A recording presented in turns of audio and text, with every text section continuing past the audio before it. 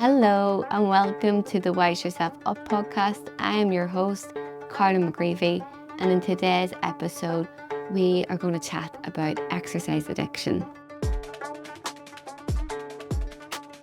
How are you all? I hope you're all well, and I'm recording this on a Monday, and it's coming out on Wednesday. It's quite warm today, but quite cloudy. I hope there's some sunshine wherever you are. And I can't believe we are nearly at the end of July. And I hope you've caught how gorgeous the full moon was at the weekend. Felt like really close to the ocean line. I was down in Brighton at the weekend. I went to a beach party day event on Friday. It was really good crack, and Brighton is so much fun. And yeah, the moon was stunning. Although I definitely feel the effects of the full moon, it definitely makes me more tired. It's meant to make you more wired, but I was in bed for 12 o'clock on Friday, so it definitely did not add to my energy. In today's episode, I'm just going to jump right into the topic. The reason I've chosen exercise addiction is because so many of you message me about it, and it is predominantly a lot of the work that I do with one-on-one clients. And of course, there are 50-50 of you who listen, of you all, should I speak proper English, of you all who, some of you struggle to make regular movement into your life, which is obviously so important. It's really unfair that the world that we live in creates this domain where we are stuck to our desks and don't have time because we work such long days to regularly move our bodies. And for some people, it isn't an easy task. And of course, movement is a complex addiction like food because we need it. Movement is so important for the health of our bodies and minds. Yet it can become detrimental to the self when it becomes an addiction. I love Gabor Mate's definition of addiction. I first came across Gabor Mate's work back in 2016, and Gabor Mate's research and the way he talked about addiction was he was the first person who really offered compassion and understanding to addiction from what I could read. And his definition of addiction is manifested in any behaviour that a person craves, finds temporary relief or pleasure in, but suffers negative consequences as a result, and yet has difficulty in giving it up.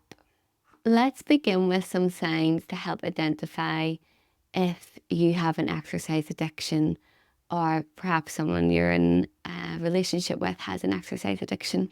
One is you train even though you are exhausted, and you train to the point of exhaustion, and a lot of your exercise is very extreme exercise in terms of it being constantly high intensity.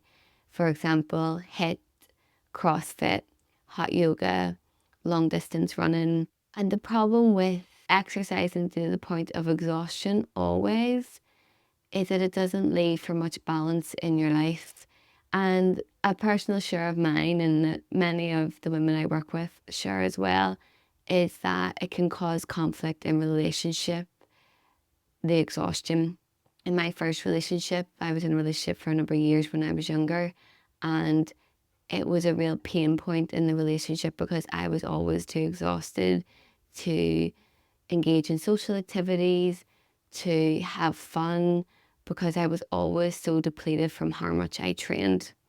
And obviously it's different if you're an athlete or it is your job, because it's obviously very difficult for someone who's working full time and training to the same extent as an athlete despite not being an athlete. A second sign is, just as I've said, is that it negatively impacts your relationships. An exercise addiction can impact your relationship because it comes first.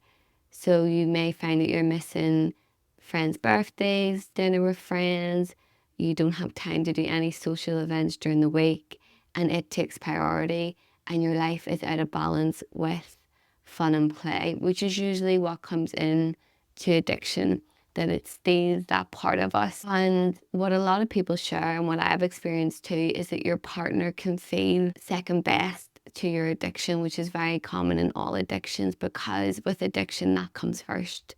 Usually that is your priority unconsciously, that you will choose the addiction over your other priorities and over other things you love, which can feel really shit for the partner you're with, or for your best friends, or for your family members, when you're constantly choosing exercise and extreme exercise over spending time with them or being resourced to be really present with them. Number 3 is your mood.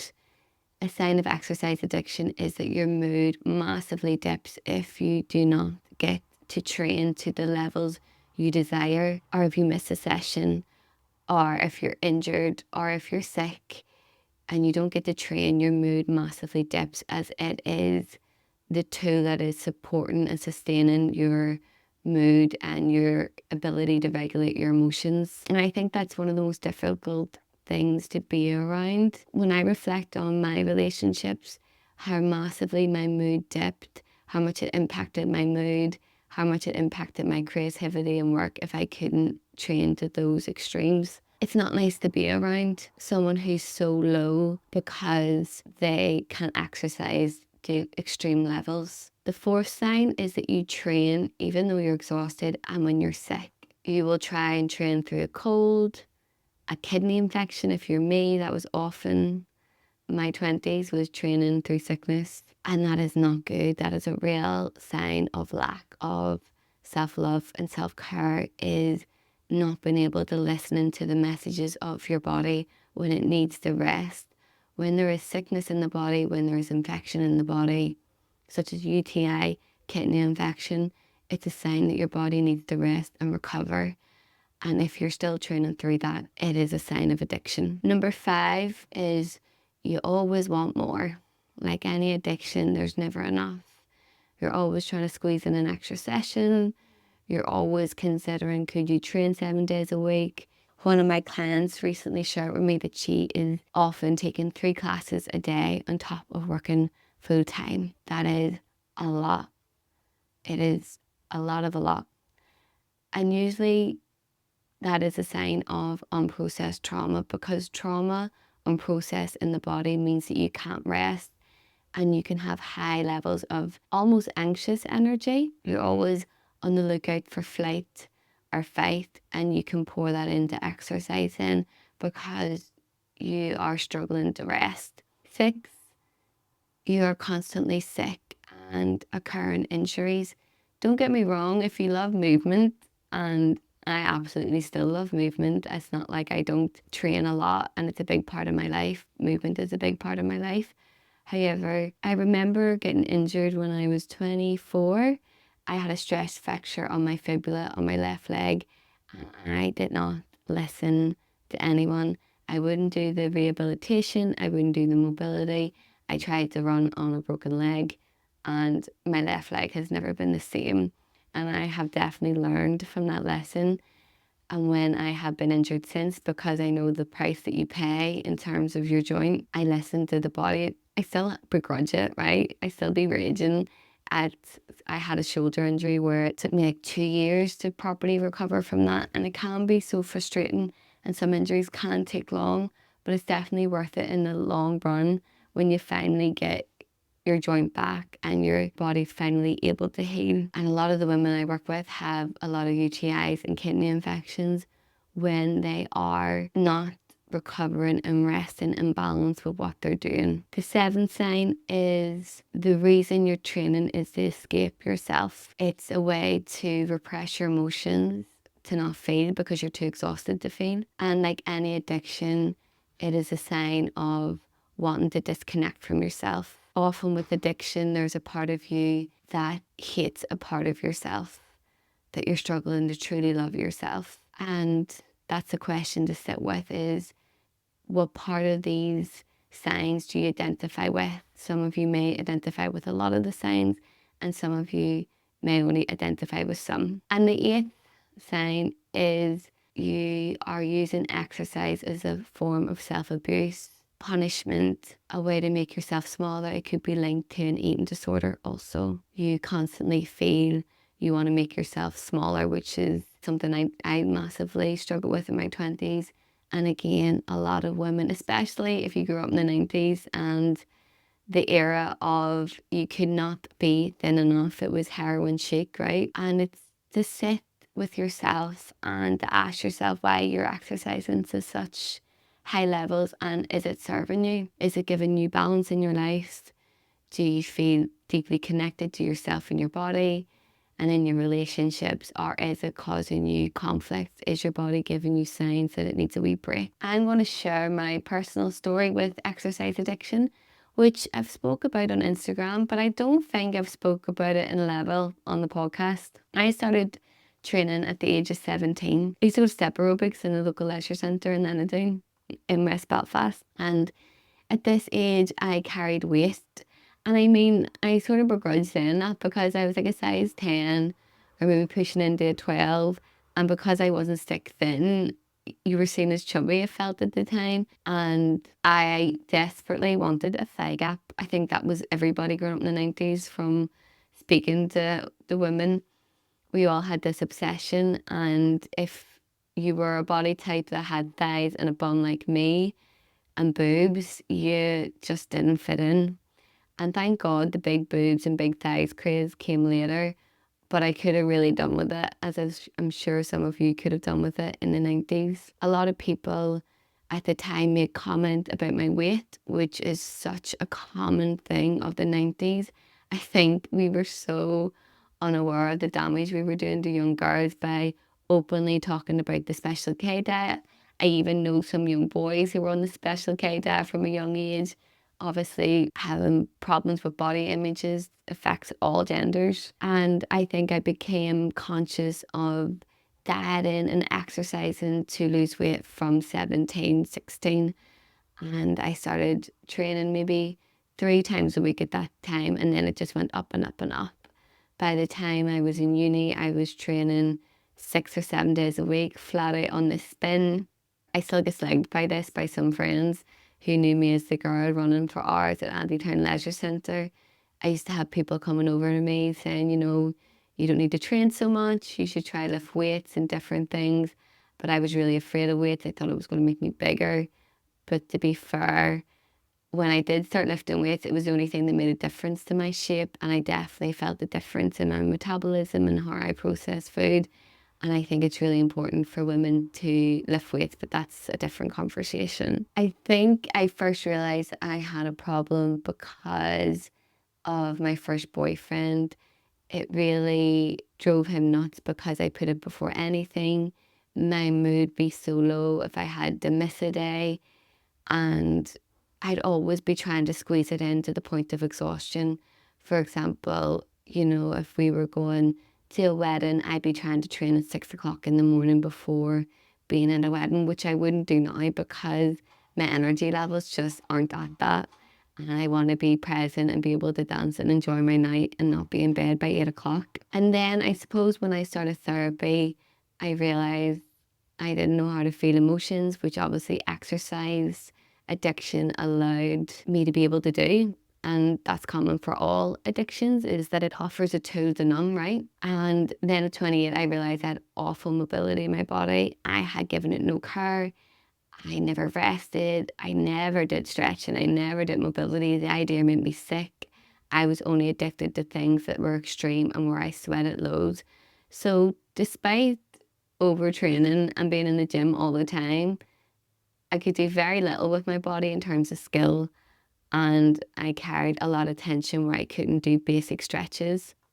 And I think that woke me up as well, that at 28 I should be able to do Warrior 2, and I couldn't. And being in a room full of all these different shapes and bodies and being the most tightest one in the room, definitely I realised I needed some change. The big turning point for me in realising that I needed to change with what way I was living with my exercise addiction was the fact that I really wanted children. And that I couldn't sustain the level of training through pregnancy. I wouldn't know if I would get sick through pregnancy, all these different factors that can happen in pregnancy. And then when the baby is born, there's no way you could sustain that high level of training, and how much that would cause me real discomfort in my mental health. It would really decline my mental health if I wasn't able to train to those levels. And I realised I had to change now, because it would create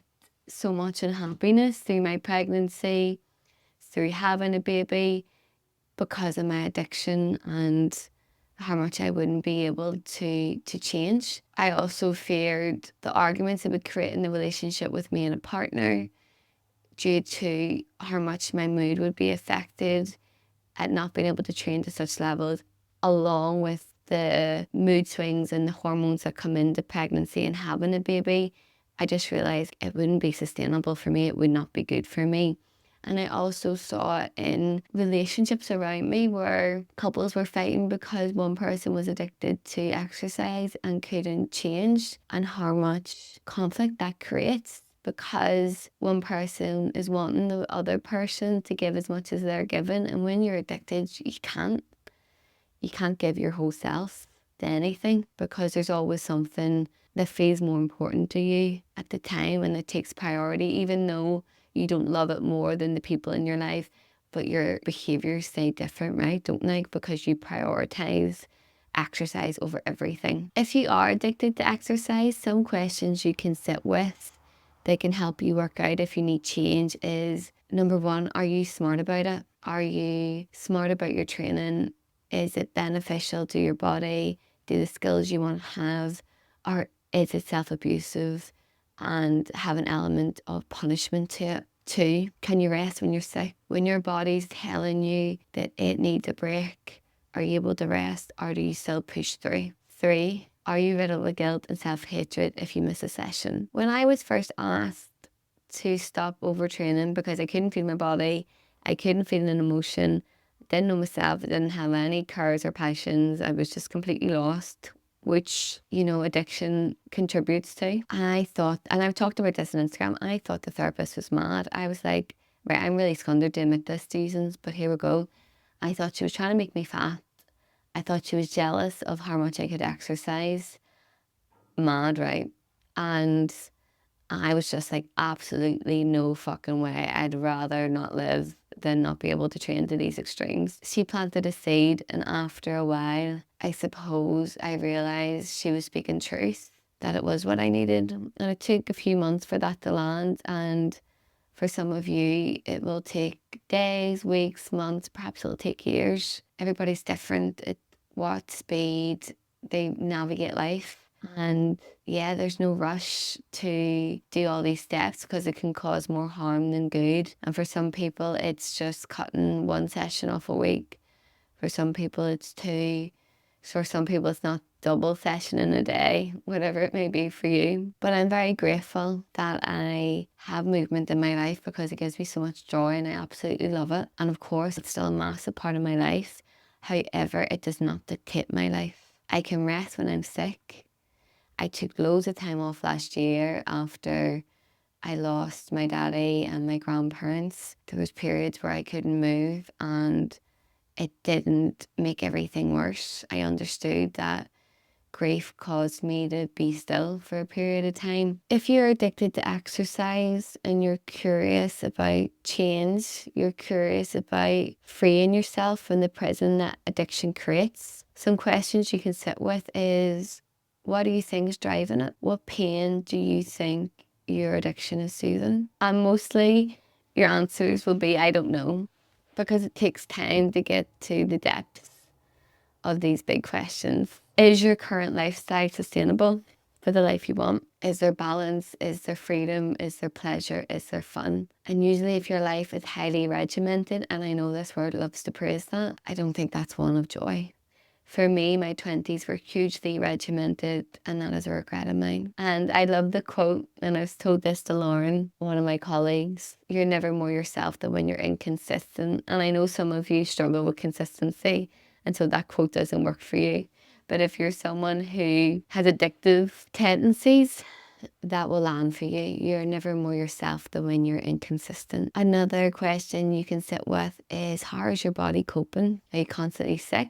Are you constantly exhausted? And especially if you're a woman who bleeds, how is your menstrual cycle? Exercise addiction will impact your menstrual cycle and your fertility. For me, I went through bouts of not having periods throughout my life, very light periods. And now my menstrual cycle has been healthy for, God, about 6 years now, which I'm very grateful for, especially as I'm someone who would love to have children one day. Again, how much time you need to take a break from exercise or the extreme levels to which you're exercising is unique to each person.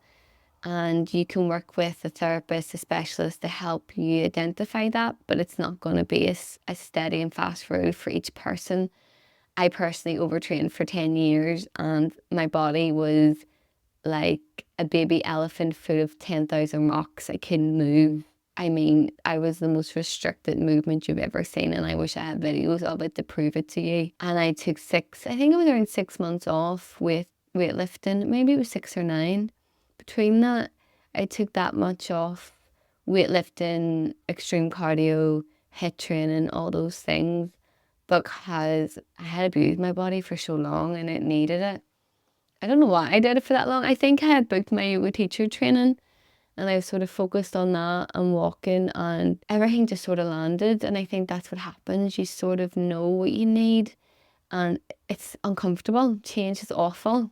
I wish I could say it in a different way. It's not easy, and it helps you get really clear about the fear that motivates your addiction. It helps you really know yourself and those parts that you have been escaping or that your addiction has been enabling you to disconnect from or to numb from. I personally am so grateful that I have healed from my exercise addiction and that I still have a lot of movement in my life, because I absolutely love it and it gives me so much joy that I'm able to choose dinner with my friends over the gym, and that I have more balance in my life. And that is so unique for each person in terms of what way you want to live your life. Like, we all have different balances that make us happy, and only you can know what that is for you, and your body and your mind will let you know. Your sleep pattern, your menstrual cycle, your metabolism, your immune system, all these signs that we have, your ability to be present, all help us know what balance we need in our life. And I hope that helps anyone with an exercise addiction. And if you feel really defensive at hearing this episode, because I know if I heard this when I was in the depths of mine, I'd have just turned it off. I was so defensive, like, God forgive me. I was saying people were out to get me, that my boyfriend at the time was trying to control me. We can be so clever when we want to protect our addictions and when we are afraid to change and we don't know how to navigate life without these crutches. That helped for a period of time. Addiction helps for a period of time. And then there comes a time when it stops us living, stops us being connected to our whole self. It stops us from being free. I hope you have a gorgeous day. If you have any questions around this, any thoughts around this, anything you want to share, as always, I would love, love, love to hear from you. You can message me on Instagram. You can drop me a DM, whatever works for you. Take such good care of you. And as always, with addiction, it's tiny sacred pauses. If you're able to pause for just 1 second before you do your addictive behavior, you're on the right path. I remember, this is the last thing I'll leave you with, I remember it was around my addiction to painkillers. My therapist was like, can you pause a moment before you take them? And I was like, absolutely not. They're inhaled before I've even had the thought about taking them. So what do you mean pause before taking them? I mean, I think that addiction is very fast, very compulsive. It has that real jolty pull to it, and tiny pauses is the path. And you're able to pause more and more with it and get to sit with it. It's not to push it away, not to judge it as bad, but to have loads of compassion and curiosity with it. Okay, I'm definitely going to leave it at that. Enjoy the last weekend of July. Can you believe? Can you believe? Hope you have a gorgeous day, and I'll speak to you next week.